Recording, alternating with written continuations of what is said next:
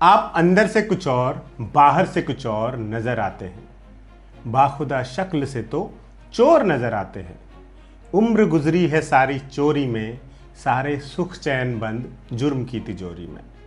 आपका तो लगता है बस यही सपना, राम नाम जपना पराया माल अपना। ये बात अमिताभ बच्चन ने किशोर कुमार की आवाज में कही थी फिल्म नमक हलाल के एक बेहद पॉपुलर गाने में। जिस शख्स से ये बात कही गई थी वो इस फिल्म का मेन विलन है, जो हीरो को किसी भी तरह मारकर उसका होटल और बाकी जायदाद पाने की फिराक में है। धूर्त, क्रूर, मक्कार, बेईमान और इसी तरह के तमाम विशेषणों से नवाजे जाने लायक आदमी। हमारी फिल्मों के तमाम खलनायक ऐसे ही हुआ करते हैं, दुष्टता में एवरेस्ट जितने ऊंचे। हमारे सिनेमा ने हमें ऐसे कई खलनायक दिए हैं जिनका नाम लेने भर से हमारी आंखों के सामने उनके क्रूरता भरे दर्जनों रोल उभरने लगते हैं।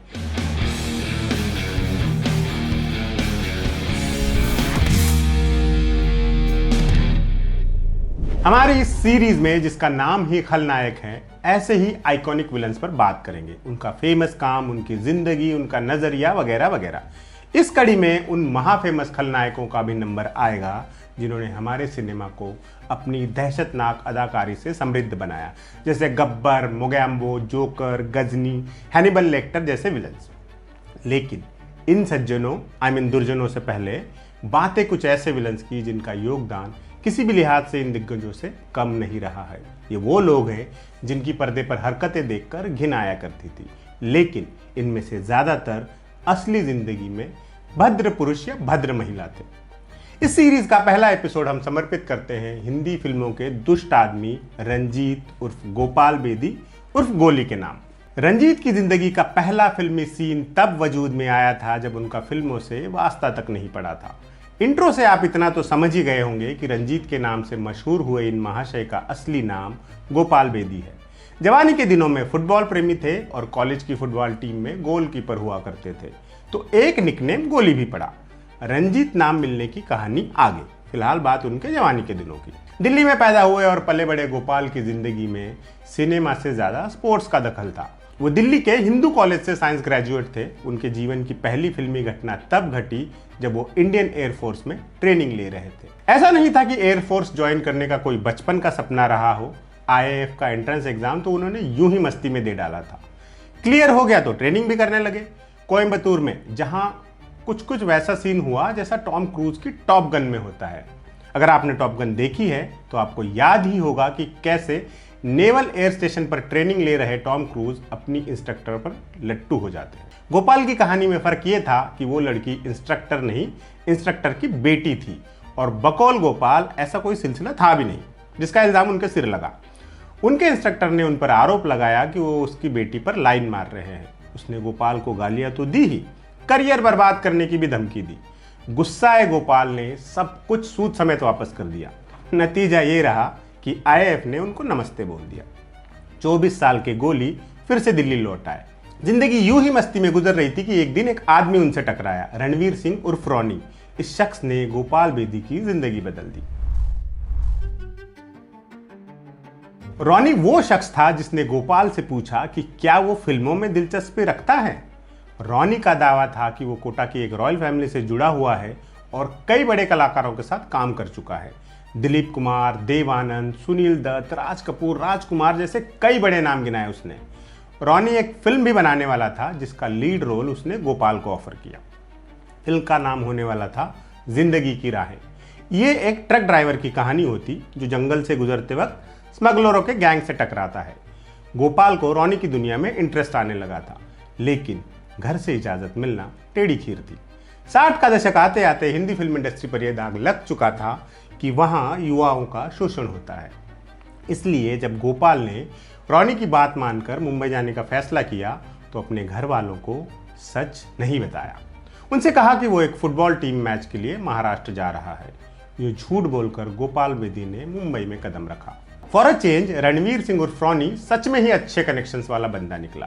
पहले ही दिन वो गोपाल को मशहूर प्रोड्यूसर डायरेक्टर चेतन आनंद के पास ले गया। उनके सी फेसिंग घर में जिंदगी में पहली बार गोपाल ने समंदर की लहरों का संगीत सुना। मुंबई में अगला दिन और भी बड़ा साबित हुआ। इस बार रॉनी गोपाल को सन एंड सैंड होटल में ले गया। वहां पूल के किनारे मीटिंग हो रही थी। गोपाल पूल की तरफ पीठ करके बैठा हुआ था। अचानक पीछे से एक हाथ आया और उसने गोपाल के बराबर में रखा तौलिया उठाया। हाथ के मालिक पर जब गोपाल की नज़र पड़ी तो वो सन्न रह गए। उनके बराबर में सुनील दत्त खड़े थे। उनकी सुर्ख आंखें मुझे जीने दो की याद दिला रही थी। गोपाल बेदी उर्फ कोहली को एहसास हो गया कि मुंबई उन्हें रास आने वाली थी। गोपाल के फिल्मी करियर की शुरुआत हुई 1970 में आई फिल्म सावन भादो से।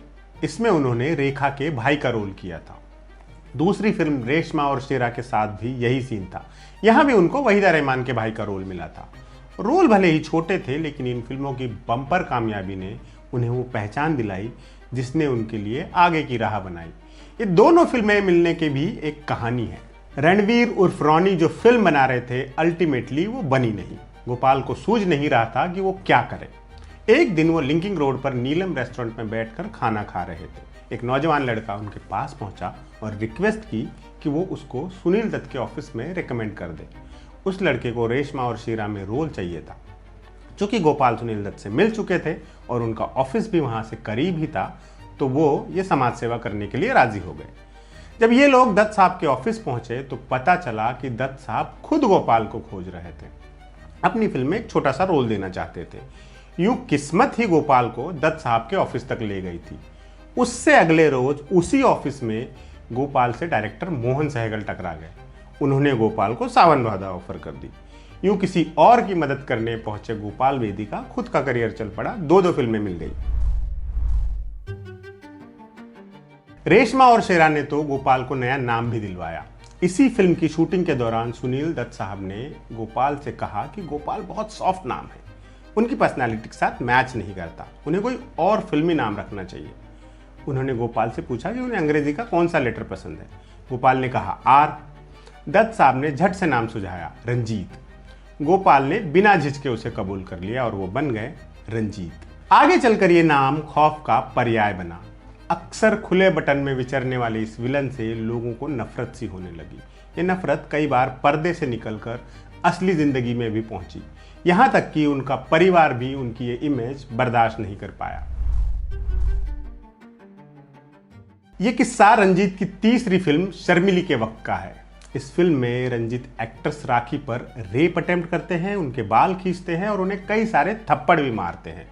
फिल्म के दिल्ली प्रीमियर में रंजीत ने अपनी फैमिली को बुलाया था, लेकिन रेप अटेम्प्ट और थप्पड़ वाला सीन उनकी मिडिल क्लास फैमिली के लिए कल्चरल शॉक साबित हुआ।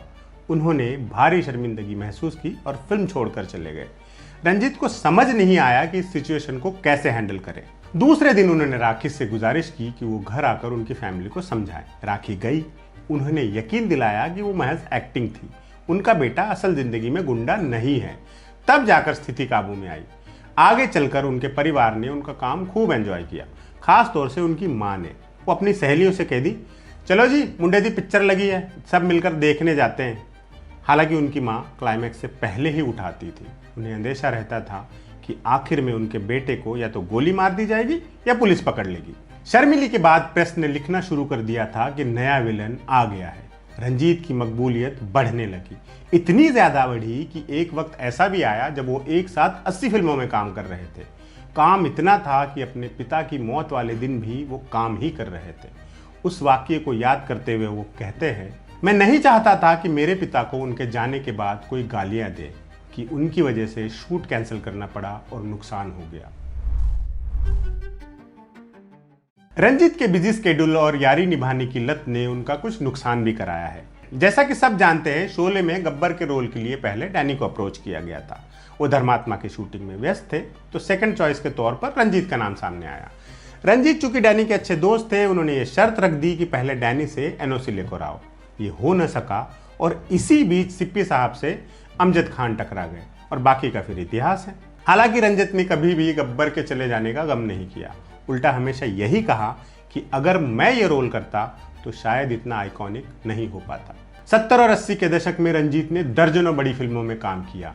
इनमें झील के उस पार, प्राण जाए पर वचन न जाए, आपकी कसम, हाथ की सफाई, धर्मात्मा, मुकद्दर का सिकंदर, सुहाग, याराना, रॉकी, लावारिस, शराबी जैसी बड़ी फिल्में शामिल थी। 90 का दशक आते आते रंजीत दार्शनिक मिजाज के होने लगे थे और एक दिन अचानक उन्होंने तमाम काम से ब्रेक ले लिया। फिर 2 फिल्में खुद बनाई, एक विनोद खन्ना किमी काटकर स्टारर कारनामा और दूसरी गजब तमाशा। दूसरी में उस वक्त की हॉट जोड़ी राहुल रॉय और अनु अग्रवाल थे। दोनों ही नहीं चली, वो एक्टिंग की तरफ लौट आए। हालांकि कारनामे से उन्हें इतना फायदा जरूर हुआ कि अपनी फ्यूचर वाइफ नाजनीन से उनकी मुलाकात हो गई। पहले वही कारनामा में किमी काटकर वाला रोल करने वाली थी, वो तो हो न सका, लेकिन रंजीत और उनकी शादी जरूर हो गई। लगातार विलन्स के रोल करने के कुछ साइड इफेक्ट्स भी होते हैं। रंजीत ने एक बार बताया था कि कैसे एक रेप सीन की शूटिंग से पहले माधुरी दीक्षित डर के मारे रोने लग गई थी। एक इंटरव्यू में उन्होंने एक और किस्सा सुनाया। रंजीत अपनी बेटी दिव्यांका के साथ दिल्ली के एक रेस्टोरेंट में खाना खाने गए थे। वहां उन्हें देखकर लोगों में घुसर पुसर होने लगी। रंजीत ने किसी को कहते हुए सुना कि बताओ, इस उम्र में भी जवान लड़कियों के साथ घूम रहा है। ये सब उनकी विलन वाली छवि का कमाल था। उन्होंने इस अगली सिचुएशन को बेहद टैक्टफुली हैंडल किया। जब वेटर मेन्यू लेकर आया तो वो जोर से बोले, बेटी से पूछो यार, वही लेकर आई है। इसके बाद माहौल ठीक हुआ। खराब कमेंट पास करने वाले उस शख्स ने भी उनके साथ आकर तस्वीर ली। वैसे देखा जाए तो ऐसी तमाम घटनाएं इन फिल्मी विलन्स की जिंदगी का हिस्सा रही हैं। कभी उनके छोटे बच्चों ने उनसे मुंह मोड़ा तो कभी पब्लिक में खराब रिसेप्शन मिला। वैसे देखा जाए तो ये रवैया भी उनके काम के प्रति कमिटमेंट का प्रशस्ति पत्र ही है। जाते जाते बात रंजीत के टॉप 3 रोल्स की, जिन्हें चुनना बेहद मुश्किल काम था। दर्जनों ऐसे रोल हैं जहां उन्होंने अपनी छाप छोड़ी है। मुझे पर्सनली उनकी ये 3 भूमिकाएं हमेशा याद रहती हैं। नंबर 1, रंजीत सिंह, फिल्म नमक हलाल। अमिताभ के नमक हलाल में उन्होंने रंजीत सिंह नाम का एक ऐसा किरदार निभाया था जो शशि कपूर के होटल का मैनेजर है और उनकी जान के पीछे पड़ा है। इसी फिल्म के गाने से हमने इस एपिसोड की शुरुआत भी की थी। नंबर 2, अर्जुन सिंह, फिल्म गजब। गजब मेरी चाइल्डहुड फेवरेट फिल्म है। धर्मेंद्र के डबल रोल वाली ये फिल्म दूरदर्शन पर खूब देखी थी। भोले भाले धर्मेंद्र को फंसाने के लिए षड्यंत्र रचने वाला अर्जुन सिंह अपना निजी दुश्मन लगा करता था। 3 नंबर पर तबरेज, फिल्म थी लैला मजनू। रंजीत ने 1976 की लैला मजनू में लैला के भाई तबरेज का किरदार निभाया था। वो जो लैला मजनू की मोहब्बत के खिलाफ था और जिसका मर्डर करने के बाद मजनू को दरबदर होना पड़ा था। अपनी दूसरी पारी में रंजीत हाउसफुल 4 जैसी फिल्मों में दिखाई दे चुके हैं। आजकल इंस्टा पर भी खूब एक्टिव हैं और अपने घर की छत पर बागबानी करते उनके वीडियो खूब वायरल रहते हैं। आज के एपिसोड में इतना ही। अगले एपिसोड में किसी और खलनायक पर बात होगी। तब तक आप देखते रहिएगा हमारा ये एंटरटेनमेंट को डेडिकेटेड चैनल एम बोले तो।